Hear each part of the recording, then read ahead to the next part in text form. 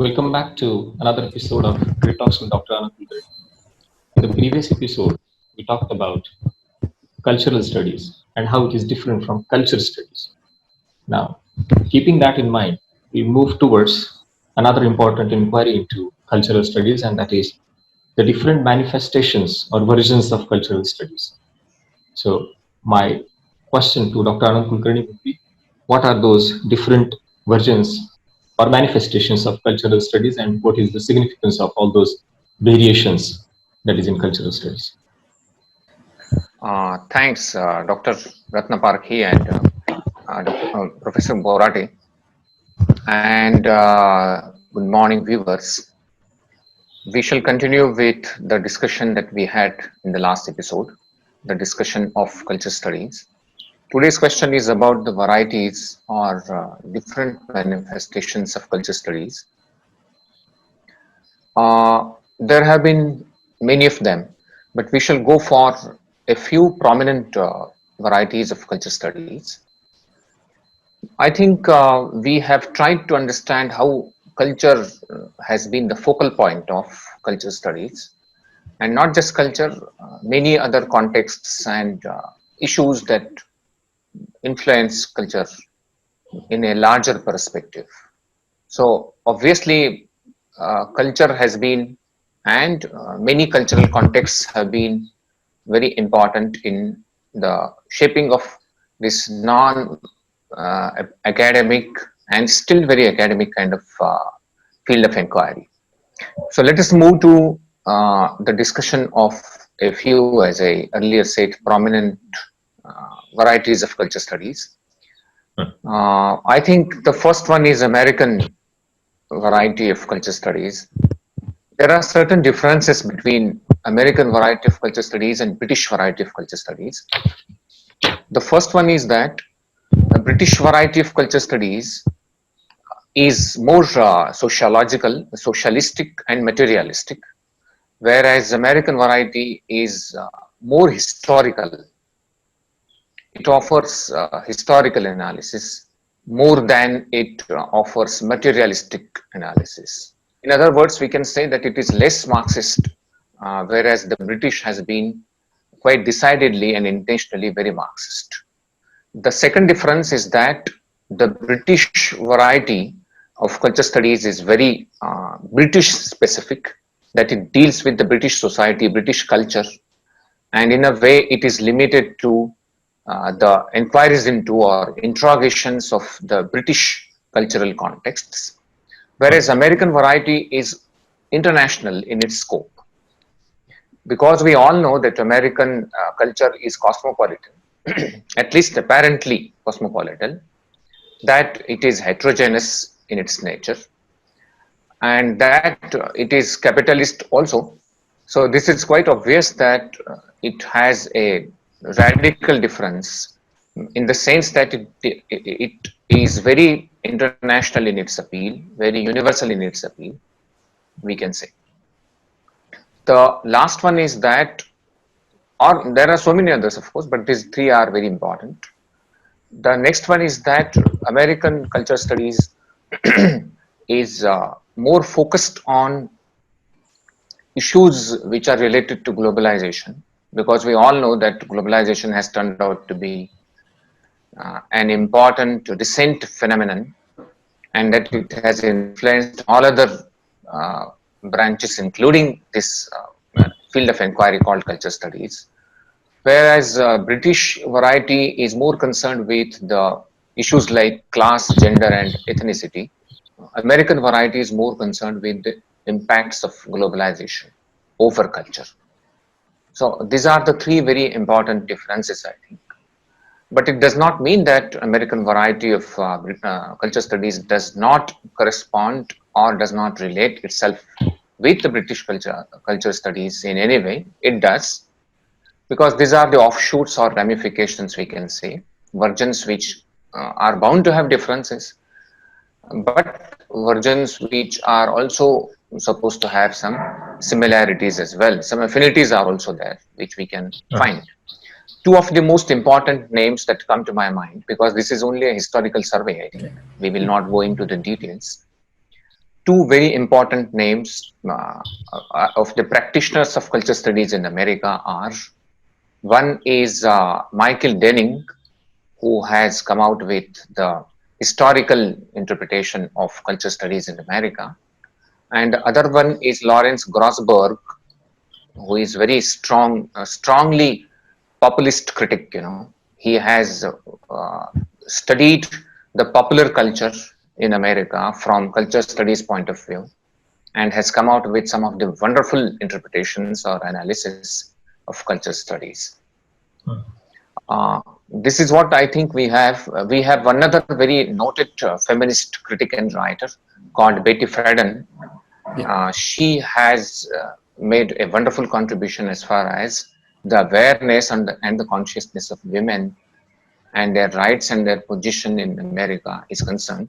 She's supposed to be the pioneer of the second wave feminism in America and across the world.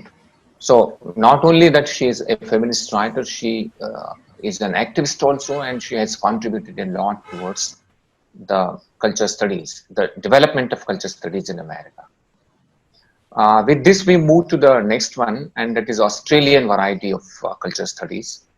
Again, this is different from earlier two, of course, but has clear affiliations with British cultural studies. The reason is that most of the Australian, at least the first generation Australian cultural critics have been the immigrants. They have been basically the British critics, and it was in search of employment and search of job that they moved from Britain to England to Australia. Naturally, they have been British. Their origins are British. Their influences are British. So they have been very British, very typically British, and typically European also in their interpretation and critique of cultural artifacts. I shall give three important names to you. Tony Bennett is probably one of the most important names in culture studies, Australian culture studies. Next one is John Fiske, and another one is John Caldron, and they have all been very significant. There have been so many of them. This was the first generation of the practitioners of culture studies in Australia. Now, what are the important features of Australian culture studies? I think I shall briefly enumerate for our convenience. Australian culture studies is more oriented towards Australian culture. It is Australian specific. And as I earlier pointed out, because there has been a British influence over Australian cultural studies, as British culture studies has been British specific, so Australian cultural studies has been Australian culture specific. The history and culture of Australia, the legacy and the tradition of Australia have turned out to be the issues of study, the concerns for analysis of culture critics. The other thing is that film studies and communication studies have been very important areas in which practitioners of culture studies in Australia have concentrated. So communication studies has been an important issue. They are more concerned with films and communication issues and even the impact of globalization. To an extent, there has been an important discussion or important discourses about the ethnicity and gender. So that way, I think it is Australian specific. It is more concerned with the globalization issues. It concerns itself with or is more devoted towards the study of communication process and films. That I think is what Australian culture studies is all about.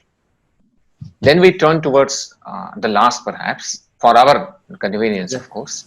The last is African Asian, and or you put it the other way, Asian African as well. Now this variety of culture studies is quite different from the earlier one. The reasons are obvious. One of the most important reasons is this, that African Asian variety of culture studies has emerged from the process of colonization. So colonization is one of the important issues or one of the important influences over the intellectuals and practitioners of culture studies in Africa and Asia.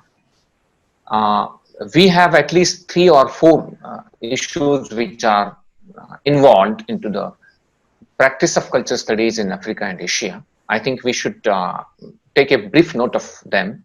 One is that there has been a process of colonization, that there has been a process of decolonization as well. That is, at least we were politically independent, though we were not culturally fully free from the British or the European influence. The other one is there have been some native issues which have surfaced during the practice of culture studies in Africa and Asia. And finally, there are other issues also which globalization has caused. So I think these are the 4 important aspects of or important areas into which the practitioners of African and Asian cultural studies have put their energies into. So that I think we have to understand. You cannot avoid the discussion of colonization and post-colonization period and the influences that they have over the ex-colonies when you discuss post cultural studies in Africa and Asia. That we have to understand. So I would rather say that post-colonialism is one of the important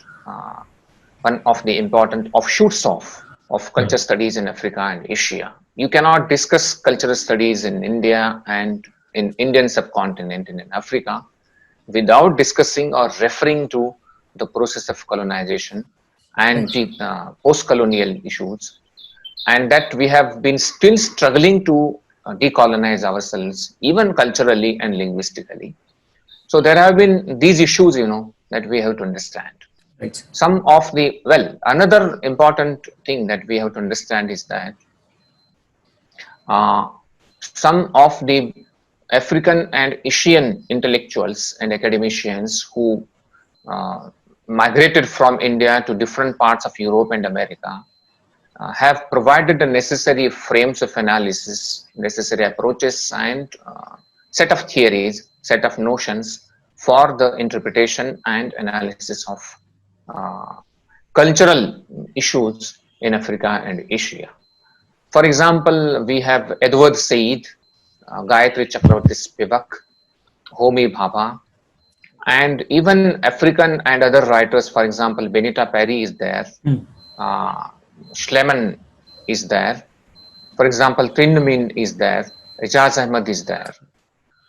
These have provided, to name a few of course, these have provided the necessary theoretical frameworks for our study of or understanding of African Asian cultures.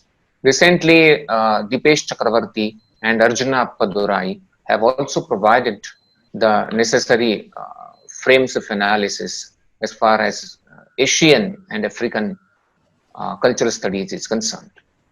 Yes. So I think this is what we should try to understand.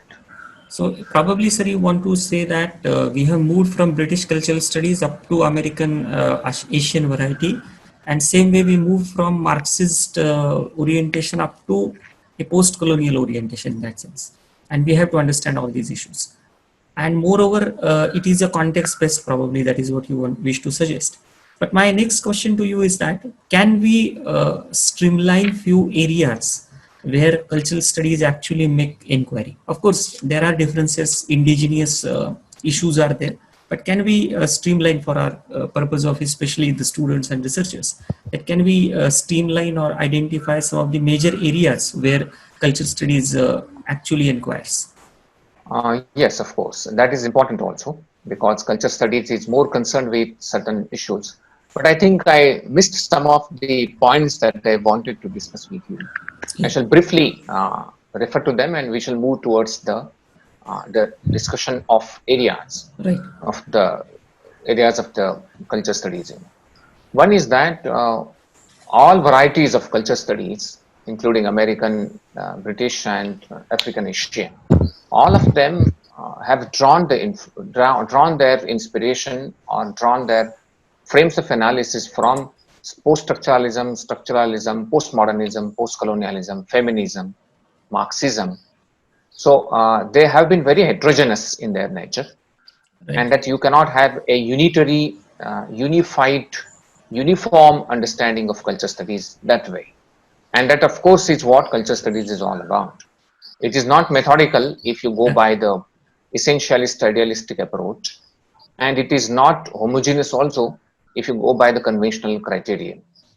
So from that point of view, we have to understand that minority culture has always been an important concern for culture studies, and that elite culture has always been a site of resistance for them.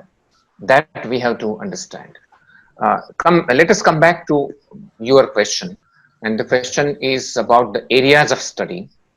One of the prominent areas that culture studies practitioners are engaged in is subjectivity. Another is identity. Another is problematization and the process of communication. Okay. Now, the earlier two, subjectivity and identity, are more concerned with the questions like ethnicity, race, and gender, and globalization, in which we have issues related to identity and subjectivity. And the last one, that is communication and problematization, is all about the impact of globalization that different cultures across the world have been suffering from. And is it is there any possibility of reformulating counter narratives, counter discourses? That is what the practitioners of culture studies have been looking for. So I would say that these three, apart from these three, that is subjectivity, identity, and problematization in terms of globalization, there is another thing called resistance, Hmm. that culture studies practitioners always try to find out the sites of resistance, that is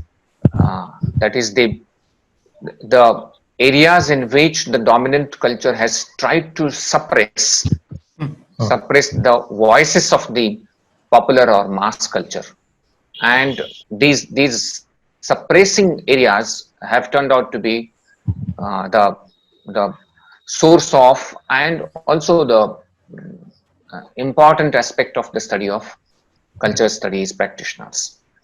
So these two are important, of course, subjectivity and identity, and they cover, as I earlier said, all other areas like ethnicity, gender, and Okay. class and race. Okay. So I think, yes, if you have anything to ask. no, so the same thing which probably me conclude our episodes mostly with, that suppose students wish to start, because it is such a vast area, and again it is more of a toolbox rather than a specific methods. Which one to pick at what time, where to start reading, which books to refer, what should be our reference points? These are so many confusing questions, not only with the students but even with the teachers also. So suppose we wish to start this journey of cultural studies, what are the beginning kind of signposts or helping hands that we should look for? I'm asking actually about the references and books which we should start Yeah, with. yeah. I think the beginners should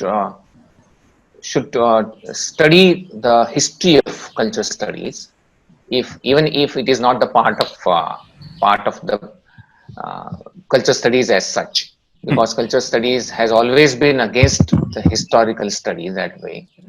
It is more concerned with the horizontal rather than the vertical study Yeah. of culture, that we have to understand. But then, in order to have a correct view of, or at least an informative view of culture studies, it's always advisable to start with the British culture studies, and then, of course, the variants that we discussed earlier, American and African, Asian, and Australian, and all that. But I think the best thing to start with is to start reading the history books on culture studies. For example, there has been a wonderful book by Michael Ryan, which covers the history, the basics, the Yeah. important concepts involved in it. Michael Ren is one very wonderful book that we should start with. Chris Barker has also come out with a wonderful book by the same title, Yeah. that is Culture Studies, its history and all that. These two, I think, are very important books for the beginners. But those who are interested in doing research in culture studies, or even the teachers also, should go for Simon During's books. During has been an important document documenter in this sense of the term, because he has documented and has taken a lot of efforts in documenting the history of the important aspects of and the areas of culture studies. So those who are interested at an advanced level, of course, should go for Simon During. There are so many of them, which we can discuss, but I think this much is enough, Yeah. because as you rightly pointed out, it's a very vast area. It is very formidable in its range, and its impact has been very deep and far-reaching, and you need to be aware of so many approaches and so many concerns, so many contexts. So it's very difficult in a way, but I think it is also very alluring kind of a very inviting kind of area of study. So it is both. It all depends on the kind of approach that you maintain. If you want to do any kind of research in culture studies, my advice will be that you should be firmly grounded into certain areas. Unless that is there, it is difficult for you to do that. For example, you should have a good grounding into Marxism, into post-structuralism and structuralism and postmodernism and post-colonialism, and other important social political discourses that have come up recently, and even some study of globalization and communication process. Yes, sir. So I think you referred to Simon During, and of course his reader of cultural studies is very famous. Sir, I would like to even suggest one more book, which is a very basic book, which contains images, of course, in a form of comics, but that is a very good introduction to cultural studies by Ziauddin Sardar. Introducing cultural studies. So it is images plus some kind of information which probably the students can start reading about this particular area. So dear friends, it is impossible to cover cultural studies in just 2 sessions, but at least we have been provided with some kind of signposts, reference points on which we can start working, on which we can start reading our the basic kind of material. Of course, we probably will come with some kind of dedicated series to cultural studies in coming time, where we will take cultural studies, its issues, and of course the application part of it. But that's a more of a larger project that we are thinking, and definitely with sir's guidance we can complete that project also. But for the time being, I would like to thank Dr. Kulkarni uh, for his participation, for his guidance, for his continuous assistance throughout this crit talks. I also like to thank the audience, because now we are getting a lot of responses. People are enjoying this. People are developing interest into this. And of course, sir, I would like to share that it is from different factors. So students are interested, researchers are interested, even senior academicians are giving their response to Crit Talks. So now I think Crit Talks has created its mark, and of course the people are expecting more from us, and definitely we will try to do that in the coming times. So I thank you, sir, for being with us and being a mentor to this entire process. I thank Ganesham being a very influential and a very impact making aspect of this entire project. So I thank all of you for this. I conclude this episode by thanking the audience, of course, and of course with an appeal that keep watching our episodes. In the coming days, we will keep talking about more recent trends in literary theory, like digital humanities or maybe new historicism, and of course globalization. So keep watching and keep enjoying Crit Talks with Dr. Anand Kulkarni. Thank you so much.